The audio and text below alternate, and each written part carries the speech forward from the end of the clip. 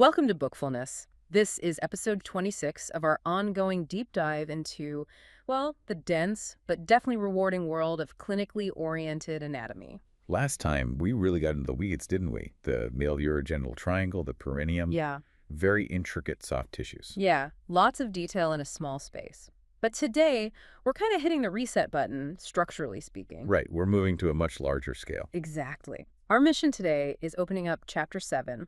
We need to lay the foundational framework, that intricate skeletal structure of the lower limb. From the pelvic girdle right down to the foot. All the way down. We have to get this foundation solid because, honestly, everything we cover later, muscles, nerves, vessels, it all builds on this bony architecture we're discussing today. Absolutely fundamental. Yeah. So, to really get a handle on the adult lower limb, this thing that lets us walk, stand, balance, we almost have to rewind to the very beginning, the embryonic stage. Right, because the way it develops is key to how it functions later. Precisely. The lower limb system is fundamentally different from the upper limb, and that difference really starts with timing and, crucially, rotation. Okay, I remember this. The timing difference is pretty immediate, isn't it? Like fourth and fifth weeks. Yep. Upper limb buds pop out first, around week 4, and they hook up with the C5 through T1 spinal cord segments. Okay. Then the lower limb buds, they follow about a week later, so 5th week. They grow out laterally from these sort of broader bases. And their nerve supply is different too, right? Lower down. Much lower down, L2 through S2 segments, which right away tells you about their connection to the lumbar and sacral plexuses. So C5 to T1 for the arm, L2 to S2 for the leg.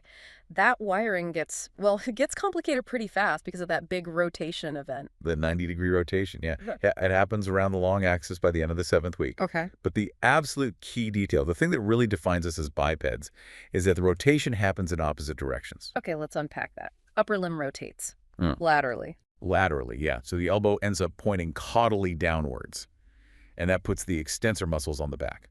Right, so if the upper limb goes out, the lower limb must go. Immediately. The lower limb rotates immediately, and that swings the knee around to point cranially upwards or forwards in the anatomical position. Which puts our big extensor muscles, the quads, on the front. Exactly. That's the trade-off. This medial rotation lets our knees face forward, which is essential for efficient bipedal walking and standing. But the consequence is this permanent sort of twisting or pronation of the whole leg structure. Wait a second, so the limb itself twists 90 degrees medially, but the nerve roots, L2 to S2, they stay put relative to the spine. That sounds potentially problematic, like twisting wires. How does the body deal with that? That's actually the key to understanding why the dermatomes, the skin sensation patterns in the lower limb, look the way they do. They seem kind of spiraled. The original segmental pattern from L2 to S2 is maintained logically, but it gets spatially rearranged by that rotation. Structures that started out on the front, embryonically, end up more medially in the adult leg. And things that started posteriorly end up more laterally. Generally, yes. And if you just look down at your own feet, the end result of all this twisting is that your great toe ends up firmly on the medial side.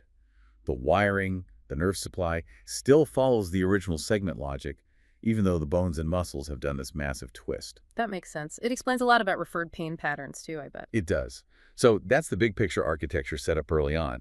But how do we get from those soft, flexible little limb buds to the hard, supportive bones we have now? Right, the actual bone formation, endochondral ossification. Exactly. It's a really controlled process. First, loose mesenchyme, that early embryonic connective tissue within the buds, it condenses centrally. Creates a sort of template. A cartilaginous model, yeah. A template for the future bones. Then endochondral ossification kicks in, gradually replacing that cartilage with bone. And what about the hands and feet? They start as paddles. They do. Distally, the limb ends flatten out into these paddle-like hand and foot plates. Initially, they're just solid plates. So how do we get individual fingers and toes? It's not just growth, is it? No, it's actually a process of removal. During the 7th and 8th weeks, you can see these distinct digital rays appearing in the plates. Like faint outlines. Right. And the tissue between those rays then undergoes apoptosis. Programmed cell death. Exactly. It's programmed cell death that deliberately breaks down that intervening tissue, creating the notches between the digits. By the end of the 8th week, you have separate, distinct fingers and toes. That subtraction is just as critical as the growth. Fascinating. Okay, so let's fast forward to the adult skeleton. We have to start with the anchor, right? The hip bone. Yeah, os coxae, yes. It's the critical link. It transmits all the weight from your upper body, spine, trunk, head, arms, down into the lower limb. It's incredibly strong. And it starts as 3 separate bones that fuse together. That's right. It's this perfect fusion of 3 parts. The large superior ilium, the sturdy postero-inferior ischium, the part you sit on, and the smaller anteromedial pubis. And they all meet up in that big socket. The acetabulum. Yeah, a deep cup-like socket where the head of the femur fits. All 3 bones contribute a part to forming it during development. Let's break down the ilium first. It seems like it has 2 jobs, holding weight and providing muscle attachments. It really does. You can see it in the structure. It has these thick medial columns running down towards the acetabulum, specifically designed for transmitting that vertical weight load from the sacroiliac joint. But then it flares out laterally, right, into those big wings. Yeah. These thin, expansive wing-like portions posterolaterally. They aren't built for direct weight bearing. They're all about providing a huge surface area for the powerful gluteal muscles, your buttock muscles, and some trunk muscles to attach, leverage points. And the top edge of that wing, the iliac crest, that's a major landmark we can all feel. Absolutely. You put your hands on your hips, you're feeling the iliac crest. It's this long, curved superior border. It runs from the anterior superior iliac spine, ASIS, at the front. The pointy bit at the front of your hip. Exactly. All the way back to the posterior superior iliac spine, PSIS, at the back, near the dimples above your buttocks. We sometimes call it a protective bumper, but functionally it's a massive attachment site for the broad, sheet-like abdominal muscles via their aponeuroses. There's also a specific bump on that crest, the tubercle. Yes, the supercle of the iliac crest. It's a noticeable prominence, usually about 5 or 6 centimeters, maybe 2.5 inches posterior to the ASIS. Why is that one important? Clinically, it marks the widest point of the crest. It's also a useful reference point for things like locating the L4 spinous process for lumbar punctures. So handy for orientation. Okay, now shifting down and back to the ischium. Right, the sitting bone. Its lower part, the ischial ramus, curves forward to meet the inferior pubic ramus. Together, they form the ischiopubic ramus. And that forms the lower border of that big hole. The obturator foramen. Yeah, that large opening which is mostly covered by a membrane in life, but provides passage for the obturator nerve and vessels. Okay, and going back up the ischium, there's the spine. The ischial spine, a pointed projection sticking out posteriorly. It's a really important landmark because it separates the greater sciatic notch above it from the lesser sciatic notch below it. The greater sciatic notch is the big one, the main exit route from the pelvis. Huge exit. For the sciatic nerve, piriformis muscle, gluteal nerves, and vessels. Lots goes through there. But the lesser sciatic notch, the smaller one, it does something interesting mechanically, doesn't it? It does. This is really neat. The lesser sciatic notch, which is smoother and rounder, functions like a pulley or a trochlea. A pulley for what? For the tendon of the obturator internus muscle. This muscle originates inside the pelvis, wraps around the lesser sciatic notch, and inserts on the femur. The notch redirects the muscle's line of pull, helping with external rotation of the thigh. That's clever. A bony feature acting like a piece of machinery. Nature's engineering.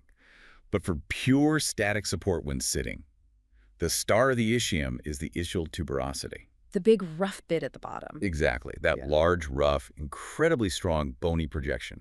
It's literally what you're sitting on right now, bearing your body weight. And it's also an anchor point for muscles. A major one. It provides the proximal attachment, the origin for the hamstring muscles, those big posterior thigh muscles. Okay. And finally, the pubis, forming the front part. The pubis brings the 2 hip bones together anteriorly. It has a body and superior and inferior rami branching off.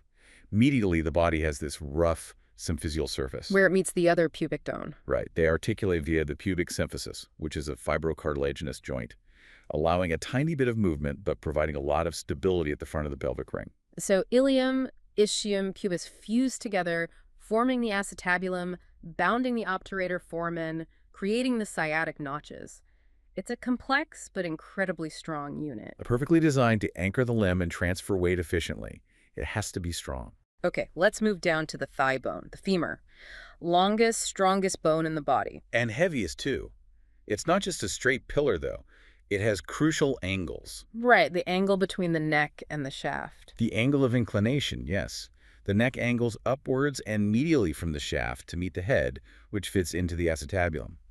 In adults, this angle is usually around 125 degrees, maybe a bit more, 130. And why is that angle important? Why isn't it just straight? It allows the shaft of the femur to be more vertical, positioning the knee joint more directly under the body's center of gravity, which is crucial for efficient walking and balance. It places the feet closer together beneath the body. Okay. And when that angle is wrong, we get specific conditions, coxavara and valga. Exactly. These often arise from developmental issues or trauma, especially to the growth plate. We need a good way to remember which is which. Yeah, vara and valga can be tricky. Vara sounds like variant, maybe deviating towards the midline. That's a good way to think of it. Coxavara means the angle of inclination is decreased, maybe less than 120 degrees. The neck is angled more vertically. Vara makes the distal part, the knee, deviate toward the midline, like bow-leggedness originating at the hip. And the consequences. Usually causes some mild shortening of a limb on that side, and it noticeably limits how far you can passively abduct the hip, swing the leg outwards. Okay, so vara is angle decreased, knee towards midline. Valga must be the opposite. Coxavalga is an increased angle, maybe 140 degrees or more. The neck is more horizontal. This pushes the distal knee away from the midline. Think knock knees originating at the hip. Does that cause problems too? It can lead to instability at the hip joint, sometimes dislocations, and altered gait mechanics. And this area, the femoral neck and head, is particularly vulnerable during growth spurts, right? Very much so, because of those growth plates, the epiphyseal plates, still being cartilage. This leads us to something called slipped capital femoral epiphysis, or SCFE. Capital referring to the head. Yes, the caput, or head of the femur. This typically happens in adolescents, maybe 10 to 17 years old, often those who are a bit heavier or going through a rapid growth spurt. What actually happens? Basically, the epiphyseal plate between the femoral head and neck weakens, often due to repetitive minor stresses or sometimes an acute injury. This allows the femoral head to gradually slip off the neck, usually posteriorly and inferiorly. And that slip changes the angle, leading to... Often leads to progressive coxavara. The angle decreases as the head slips down. Now, there's a really important clinical point here about where these kids feel the pain. It's not always in the hip, is it? No, and this is critical. Very often, the initial symptom of SCFE is pain that is referred to the knee. Why the knee? Because the hip joint and the knee joint share some overlapping nerve supply, particularly branches from the obturator and femoral nerves.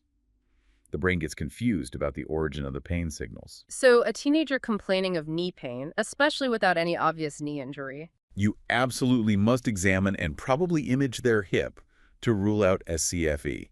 Missing it can lead to serious long-term hip problems like arthritis or a vascular necrosis. It's a classic red flag. Got it. Okay, let's move down to the other end of the femur, the distal end, forming the knee joint. What are the key features there? The distal end flares out into two large knuckle-like projections.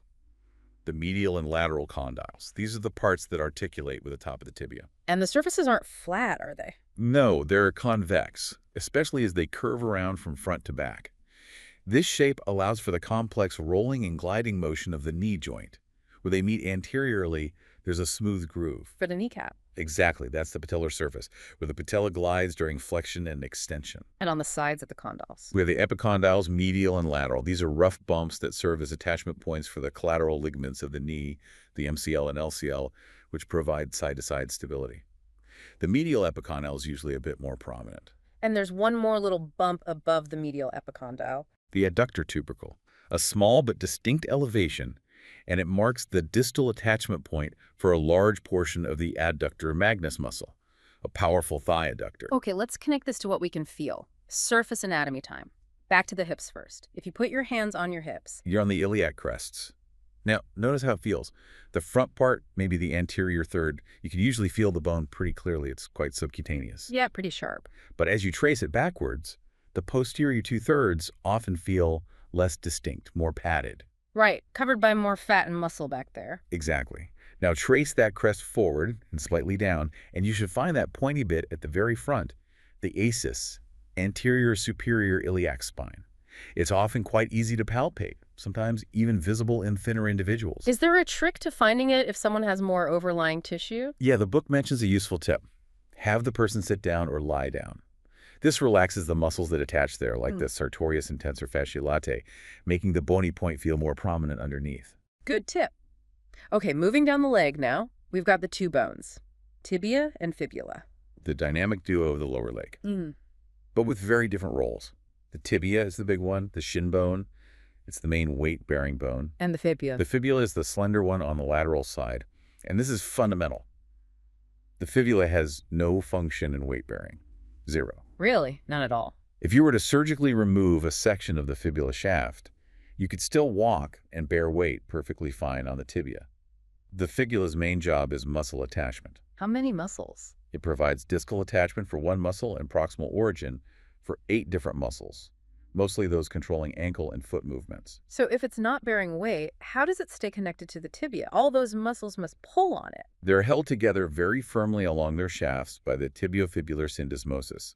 This is a fibrous joint, primarily consisting of the strong interosseous membrane stretching between them, plus anterior and posterior tibiofibular ligaments distally. And that membrane stops the fibula from being pulled down. Exactly. The fibers are oriented to resist the downward pull of those muscles, keeping the fibula correctly positioned relative to the tibia, which is vital for ankle stability. Speaking of the ankle, the fibula becomes pretty important down there, doesn't it? Critically important. Distally, the fibula enlarges and extends downwards to form the lateral malleolus. The bump on the outside of your ankle? That's the one.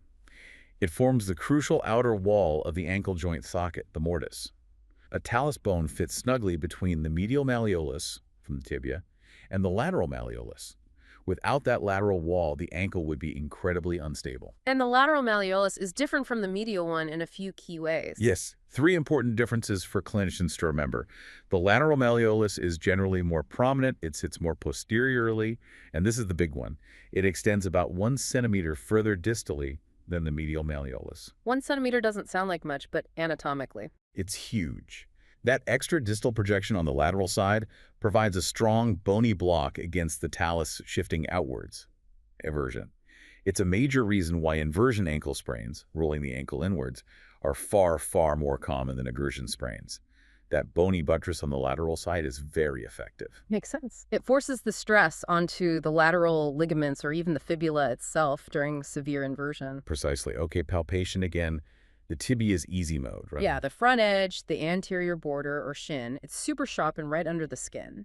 You can trace it easily from just below the knee, the tibial tuberosity, all the way down to the medial malleolus. And the whole flat medial surface of the tibial shaft next to the anterior border is also largely subcutaneous. You can feel bone right there. The fibula is harder to find. Much harder. Most of it is buried deep within the lateral compartment muscles. You can only really feel it subcutaneously in its distal part, just proximal to the lateral malleolus. And that palpable area is a common fracture site. Very common. Typically in that zone 2 to 6 centimeters above the tip of the lateral malleolus. Often happens along with those severe ankle inversion injuries we talked about, ligament tears, plus a fibular fracture. But you can easily feel both malleoli on yourself and confirm that the lateral one feels lower and slightly further back. Okay, let's move down into the foot. So many bones. 26 bones in each foot, plus sesamoids. It's an intricate structure designed for multiple jobs simultaneously. Like what?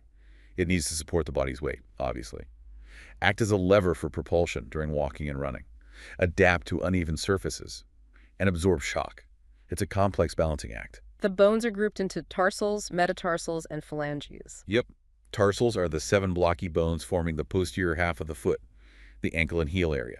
Metatarsals are the 5 long bones forming the main body of the forefoot, and the phalanges are the toe bones like the fingers. Let's focus on the key tarsals first, the talus and calcaneus. Right. The talus sits right on top, articulating with the tibia and fibula. It receives the entire weight of the body transmitted down the leg. And it's weird because nothing attaches to it, right? No muscles. Exactly. The talus has no muscle origins or insertions. It's purely a passive distributor of weight. It transmits forces downwards and backwards to the calcaneus, the heel bone, and downwards and forwards to the other tarsals like the navicular. How can we feel the talus? Parts of it are palpable, especially the head. If you invert your foot, turn the sole inwards, you can often feel the head of the talus as a bulge just intermediate to the lateral malleolus. Okay. But it becomes more prominent if you avert the foot, turn the sole outwards.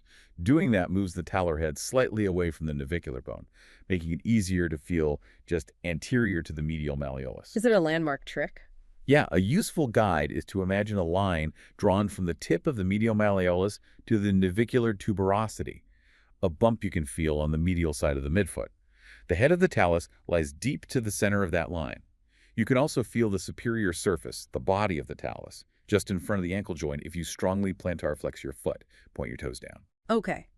But the real genius of the foot skeleton isn't just the individual bones, it's how they form the arches, isn't it? Absolutely.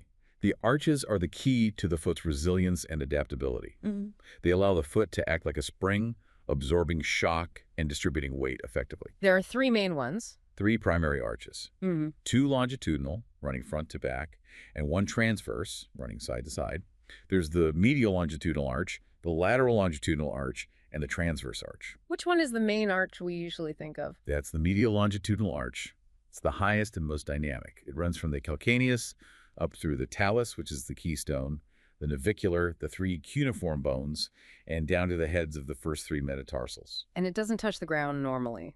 In normal standing, it shouldn't. It's held up by the shape of the bones, strong ligaments like the plantar fascia, and the supportive action of muscles like tibialis posterior and anterior acting like tie beams or slings. It's the main shock absorber. Okay, what about the lateral arch? The lateral longitudinal arch is much lower, flatter, and more rigid. It includes the calcaneus, the cuboid bone, and the lateral 2 metatarsals, 4th and 5th. So its job is more stability. Primarily stability, yeah. It makes contact with the ground during standing and provides a firm base. And the transverse arch? The transverse arch runs across the foot side to side. It's most prominent across the distal tarsals, cuneiforms and cuboid, and the bases of the metatarsals. It helps distribute weight medially and laterally and allows the foot to conform to uneven ground. It's maintained by the interlocking shapes of the bones and the stirrup-like action of the fibularis longus and tibialis posterior tendons wrapping underneath. Wow, so it's this complex 3D spring-loaded structure. And when it fails, flat feet. His plenus, yeah, flat feet. When these arches collapse, usually the medial longitudinal arch, the foot loses its shock-absorbing capacity and its ability to act as a rigid lever for push-off. This can cause foot pain, but also because it changes the alignment of the entire leg, it can lead to problems upstream knee pain, hip pain, even back pain. It really highlights how integrated the whole system is. Definitely. Okay, let's pivot to the clinical side now. When these bones fail fractures, developmental problems. We mentioned adolescents being vulnerable earlier. Right, back to those epiphyseal plates. Because they're cartilage, they're inherently weaker than bone. Combine that with peak physical activity levels during adolescence, and you have a recipe for injuries, especially around the knee, leg, and foot where forces are high. Until those plates fully ossify, usually late teens to early 20s, they remain points of potential failure. Let's go back to the femur for a moment. Fractures at the distal end near the knee. What are the big concerns there? Distal femur fractures are serious business. Obviously, getting the alignment right for the knee joint is crucial. If the chondrules separate or heal incorrectly, it can lead to significant arthritis. But the immediate life or limb-threatening danger is vascular. The popliteal artery. Exactly. The large popliteal artery runs directly against the posterior surface of the distal femur, right in the popliteal fossa, the space behind the knee. A displaced fracture fragment or a knee dislocation associated with the fracture can easily tear, compress, or kink that artery. Cutting off blood supply to the lower leg. Precisely. That's an orthopedic emergency. You have a limited window to restore blood flow before tissue damage becomes irreversible. Any severe injury around the knee requires careful vascular assessment. Okay, now tibial fractures, the shin bone. You mentioned the most common fracture site isn't necessarily where you'd expect based on force alone. Right. You might think it would break more often up near the knee or down near the ankle where forces concentrate. But the most frequent site for a tibial shaft fracture is actually at the junction of the middle and inferior thirds. Why there? 2 reasons. 1, the tibia is narrowest there, so it's structurally a bit weaker. But critically, this specific area tends to have the poorest blood supply compared to the rest of the tibial shaft. And poor blood supply means? Slower healing and a higher risk of complications like delayed union, taking too long to heal, or non-union, failing to heal completely. It makes these fractures more challenging to manage. And what about those stress fractures we hear about, march fractures? Ah, yes. Transverse march stress fractures. These are common in people who suddenly ramp up their walking or running, like military recruits or hikers starting a long trek, without proper conditioning. Where do they typically occur? Usually in the inferior third of the tibia. It's not an acute break from a single impact, but rather the result of repetitive, cyclical loading that causes microscopic damage, eventually leading to a hairline fracture across the bone, often the anterior cortex. Rest is essential for healing. Makes sense. Okay, lastly, fibular fractures. Not weight-bearing, but still a big deal. Oh, definitely still significant. They're painful because muscles attach to the fibula, and disrupting those attachments hurts. More importantly, they severely compromise walking because, as we discussed, the fibula is crucial for ankle stability via the lateral malleolus. And they often happen with ankle injuries. Very often. The common site is that palpable area, 2 to 6 centimeters proximal to the tip of the lateral malleolus. They frequently occur as part of an ankle fracture dislocation complex. Typically, excessive inversion, rolling the ankle inward, tears the lateral ligaments, and the force continues, causing the talus to tilt and shear off the distal fibula or cause a fracture slightly higher up. Yet, despite being prone to breaking with trauma, surgeons actually use the fibula quite often. They do. This is where its non-weight-bearing status becomes a major advantage. The fibula is a common source for bone grafts because you can harvest a significant segment of the fibular shaft without compromising the structural integrity of the lower leg for weight-bearing. The tibia handles that load. So you can take a piece of fibula to reconstruct, say, a damaged mandible jawbone or radius forearm bone after trauma or tumor removal. But you need the graft to stay alive, right? You can't just stick dead bone in there. Ideally, yes. Yeah. For major reconstructions, surgeons prefer free vascularized fibular transfers. This means they take the segment of fibula along with its supplying artery and vein. How do they ensure it has a blood supply? They had to be very careful to include the segment of the fibula that contains the nutrient foramen. This is the small hole, usually somewhere in the middle third of the shaft, where the main nutrient artery enters the bone to supply the medullary cavity, the marrow. By harvesting the bone segment containing this foramen and its associated vessels, they can then microsurgically connect those vessels to recipient vessels at the reconstruction site. So the graft brings its own plumbing. Exactly. It ensures the bone graft stays alive, integrates faster, and heals more reliably. It's a brilliant surgical technique, leveraging the specific anatomy of the fibula. That really ties it all together, development creating a non-weight-bearing bone, its structure allowing it to stabilize the ankle, and its specific vascular supply making it useful for complex reconstruction. From that initial embryonic twist to the arches of the foot, the lower limb skeleton is just an incredible piece of engineering. It really is. So to recap this deep dive, we've established the entire skeletal framework, from the powerful pelvic girdle through the femur and its crucial angles, the tibia-fibula partnership, right down to the adaptable arches of the foot. We hit key points like the developmental rotation, the clinical significance of Kosovar valga and SCFE, the non-weight-bearing role of the fibula, and fracture patterns related to vascular supply. A solid foundation indeed. So where do we go next time? Next time, we build on this foundation. We move into the soft tissues, exploring the fascia that organizes everything, the nerves and vessels supplying the region, and importantly, the muscles of the anterior and medial thigh. We'll start analyzing how these structures work together for posture and the complex mechanics of gait. Looking forward to that. And as you think about the skeleton we've just discussed and the power needed for us to walk upright, here's something to mull over. We know the gluteus maximus is the powerhouse hip extensor, incredibly strong. Yet in just normal, casual walking, the primary muscles doing the work of hip extension are actually the hamstrings, which the book notes are only about 2/3 as strong. Why might that be? Why rely on the weaker muscle group for everyday activity? Interesting question, something to ponder. Thanks for listening to Bookfulness.